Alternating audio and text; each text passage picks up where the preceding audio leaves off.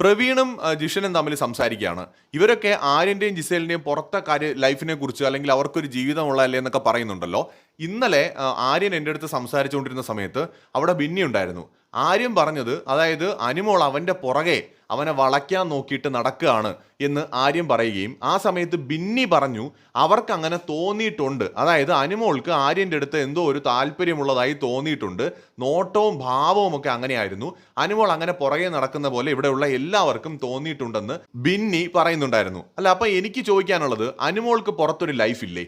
അനുമോളുടെ ജീവിതത്തിന് എന്ത് വിലയില്ലേ? അനുമോളെ കുറിച്ച് ഇങ്ങനെ ഒരു കാര്യം ആര്യനും ബിന്നിയും ഒക്കെ പറയുമ്പോൾ അത് അനുമോളുടെ പുറത്തെ ലൈഫിനെ ബാധിക്കൂലേ എന്ന് ജിഷൻ പ്രവീണിന്റെ അടുത്ത് ചോദിക്കുന്നുണ്ട്. എന്നിട്ട് ജിഷൻ പറയുന്നുണ്ട്, അനുമോള് പലപ്പോഴായി പറഞ്ഞിട്ടുണ്ട് അവൻ കൊച്ചു പയ്യനാണ്, എൻ്റെ അനിയനെ പോലെയാണ്, അതുപോലെ എൻ്റെ ബ്രദറാണ്, എന്നെക്കാളും 10 വയസ്സിന് വരെ ഇളയതാണ് അവൻ, അങ്ങനെയൊക്കെ അവൾ പറഞ്ഞിട്ടുണ്ട്. പിന്നെ അവൻ കുട്ടിക്കളി കാണിക്കുമ്പോൾ അവളും അങ്ങനെ കളിക്കും, അത്രേ ഉള്ളൂ, അത് സ്വാഭാവികമാണ്. അവൾ ഇത്രയും പ്രായമൊക്കെ ഉണ്ടെങ്കിലും കൊച്ചു പിള്ളേരെ പോലെ അവളും കുട്ടിക്കളി കളിക്കും.